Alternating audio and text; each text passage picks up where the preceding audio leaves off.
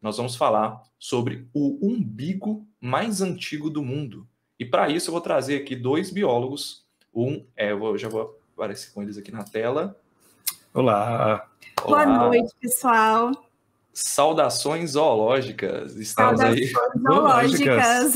Nosso bordão. Tinha gente no chat aí conversando, mandando o bordão de vocês aí. Então tem audiência do Zoomundo aqui, hein? Um abraço para os nossos seguidores aqui. Legal. E para todos, que estão nos assistindo. Então, pessoal, esses aí são, do lado esquerdo aí, o Bruno Augusto, que é paleontólogo, tá? E a Amanda Gomes, que é bióloga, está fazendo doutorado em oceanografia. E a gente já tem uma parceria de algum tempo. Eles têm um canal chamado Zoomundo, falando de zoologia. Na verdade, se a cidade perdida era uma fake news, o umbigo perdido não é uma fake news. Não é. Ele foi encontrado aqui. E a questão é, a gente até colocou aqui, né, pediu para colocar entre aspas umbigo, porque o nome mais correto seria cicatriz umbilical. Né? E muita gente também, quando a gente comentou que ia participar aqui, perguntou, mas o umbigo, né, não é só placentário que tem? Não são só os mamíferos que são placentários, né, que são vivíparos que tem? E, na verdade, não. Pois é, sei lá, quanto provoca maremoto. Bastante gente comenta também. O que é um umbigo? O umbigo é a cicatriz que fica no nosso corpo, na região onde se conecta o cordão umbilical, que é por onde a gente faz a troca, né, com a placenta. Então, a gente troca nutrientes, a gente troca oxigênio, a gente troca os dejetos, né, que o embrião vai crescendo, ele vai mandando de volta para a mãe filtrar e jogar para fora. E nos animais que são ovíparos também ocorre essa troca. Eles também têm só não chama placenta, né? Eles também têm como se fosse um saco nutritivo, e esse saco nutritivo, ele é conectado com a barriga desses animais.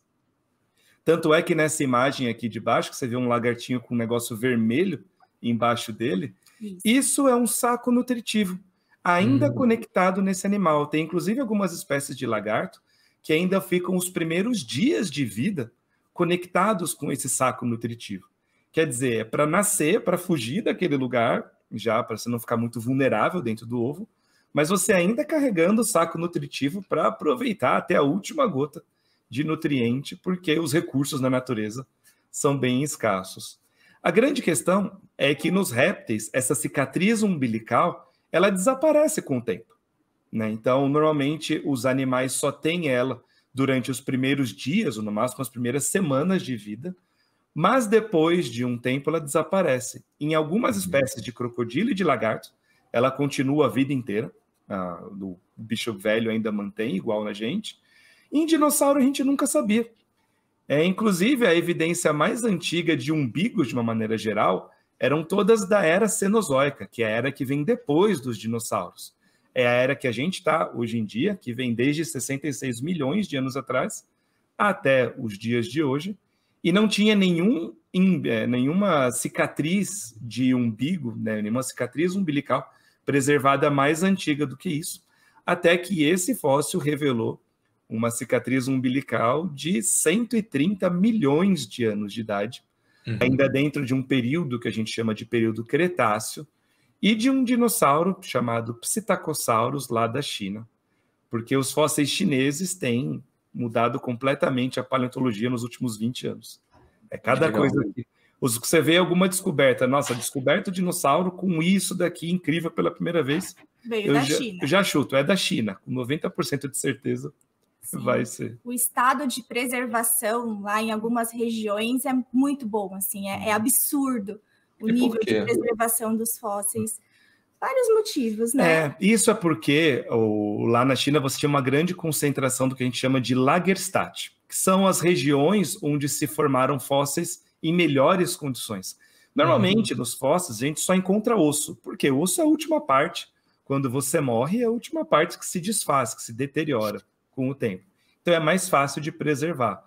Só que quando você tem impressões de pele, de penas, alguns casos até de vasos sanguíneos e de órgãos internos preservados, é porque aquele processo de fossilização foi muito lento. Normalmente foi depositado num rio ou num lago, que é uma região que tinha uma baixa concentração de micro-organismos decompositores. Então, sabe aqueles lagos, quando você está andando num parque meio abandonado, fica aquele lago todo verde? Paradão. Esverdeado, paradão. Isso. Aquilo ali é ótimo para formar fóssil, porque existe muita competição de algas naquele local, e normalmente esses locais eles não são favoráveis para o crescimento de bactérias decompositoras, de bactérias aeróbicas, né, aeróbias. E aí favorece outros tipos de micro-organismos que não decompõem. Então a decomposição do animal acaba sendo muito mais lenta e você acaba mantendo pele preservada, pena preservada, como é o caso desse fóssil aí. Sim. Acaba que grande parte, assim, a grande esmagadora maioria dos fósseis, dos animais não viram fósseis, né? Tem isso também. A galera acha que morreu, enterrou, vira osso, tá tudo preservado, né? A gente não consegue. Não. Tem um negócio das espécies, né? Que a gente não consegue ter acesso a 100% das espécies. Nem nunca vamos conseguir, né? Porque para formar um fóssil, né, você precisa que o animal seja enterrado sob as condições certas, né? Tem que ter sedimento, terra ali e água. Ele precisa não ser decomposto muito rápido, senão você perde tudo. Ele precisa se tornar uma rocha, né? Então aquele processo de deposição de sedimento precisa continuar. Essa rocha precisa durar muito tempo, então não adianta, né? Vir subir uma montanha, quebrou tudo ali. E, além disso, precisa estar num lugar acessível para a gente. Sim. Né? Tem um monte de fóssil maravilhoso lá no fundo do mar que a gente não consegue acessar. Pois é. Né? A gente nunca vai conseguir chegar neles. Ou na Antártica, né? Ou na embaixo Antártica, do gelo. Embaixo de 4 quilômetros de gelo ali. E aí não dá para acessar, né? E aí, lá nessas regiões na China, além de ter essas condições, né, específicas e que facilitam a preservação, como o Bruno explicou, também tem uma outra questão que a gente tem que colocar na conta, que é a questão de você ter pesquisadores suficientes para ir lá escavar os fósseis. Incentivo né? à pesquisa. Então, é um incentivo à pesquisa, né? Então, na China, a gente sabe que tem várias áreas, né, da ciência onde você tem muita pesquisa, e a paleontologia é uma delas. Né? Isso tudo vai trazendo esses avanços. Legal. Só para a gente passar para o próximo aqui, o próximo slide, o Lucas perguntou aqui, ó, as aves têm isso também, que é o umbigo, já que elas são dinossauros? Passa para o próximo slide que vocês vão ver em primeira mão o umbigo de uma galinha. Tem sim. Bom, já que o Lucas fez essa pergunta, vamos mostrar primeiro o umbigo de uma galinha. Você consegue passar com o mouse? É na letra E. A letra E. Essa aqui. Uma imagem. Isso, é essa bolinha aí no meio. Isso é o umbigo de uma galinha nos primeiros dias de vida, né? De um pintinho. Como diz minha avó, o umbigo da galinha. Para quem nunca viu, está aí, né? Essa cicatriz, né, umbilical. E aí, esse slide a gente trouxe para mostrar como que os pesquisadores conseguiram descobrir isso. Né? Então, como o Bruno falou, é muito difícil a gente ter formação de fóssil, e ainda mais fóssil onde a gente tem tecido preservado, é mais difícil ainda. Então, esse fóssil, que aí está mostrando pela letra A, é um fóssil que você tem tecido mole preservado, que é raríssimo de acontecer. Ele já é conhecido desde 2002, né? Sim, desde 2002. Desde 2002. Mas conforme a ciência vai avançando, novas técnicas vão surgindo, né, e que impulsionam os estudos. Então, nesse estudo foi utilizada uma técnica chamada fluorescência por laser. Como que isso funciona? Então, o laser, ele estimula o material, esse material, né, o fóssil, absorve o laser e reflete, e aí quando ele reflete, ele revela cores, revela padrões que numa luz normal a gente não consegue ver.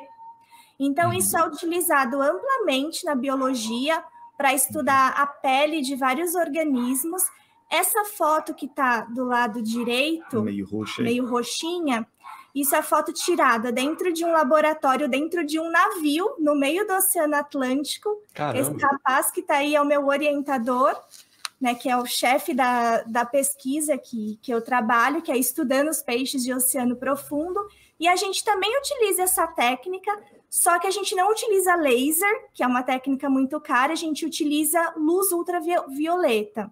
Então, aí nessa imagem está mostrando, né, que ele está tentando visualizar a fluorescência emitida por aquelas criaturas que vivem no oceano profundo que brilham. Então, a gente só consegue ver esse fenômeno quando a gente vai para uma sala escura, posiciona essa luz ultravioleta, e aí a gente consegue ver, então, o animal emitindo essa luz, e a gente não consegue ver isso com a luz normal, então tem que ser só com a luz negra. Só que no caso desse dinossauro, foi com o laser, né, que é muito mais eficiente. Então, se a gente olha nessas imagens de baixo e da esquerda, a gente consegue ver várias cores diferentes, várias estruturas diferentes que só foram possíveis de serem enxergadas graças a essa técnica. Então, essa técnica revelou o tal do umbigo, da cicatriz umbilical desse dinossauro. Que é exatamente esse que está em azul claro, aí em D. São essas escaminhas aqui.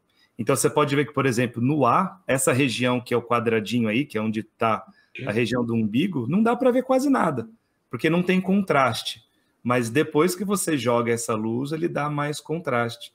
E uma coisa que é engraçada, porque nessa foto do orientador da Amanda, a Amanda me contou, né, que lá no navio onde eles fazem as pesquisas tem que tirar com os bichos frescos, né? Ali quase que na hora, assim, né? Você acabou de pegar o bicho, em poucos dias você tem que fazer para ter os melhores resultados. Enquanto que isso aí é uma técnica para você recuperar isso de um bicho de 130 milhões de anos. Então, o laser acaba funcionando melhor porque ele tem uma maior intensidade. Ele é mais intenso, então ele consegue pegar melhor esses detalhes sutis. Legal.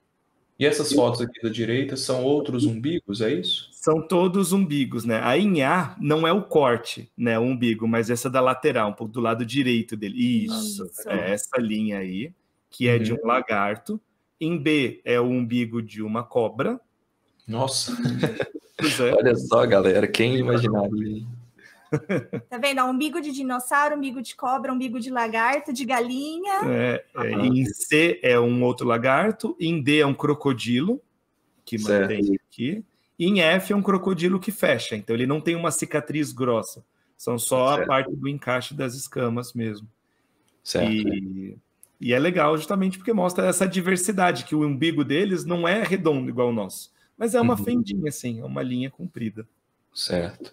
E esse fóssil revelou mais coisas aí na história, né? Isso que eu queria que vocês falassem aí, porque a galera acha que você tá escavando ali, que você tira o osso inteiro da escavação, vai passando o pincelzinho ali, vai tirando, vai analisando ali, né?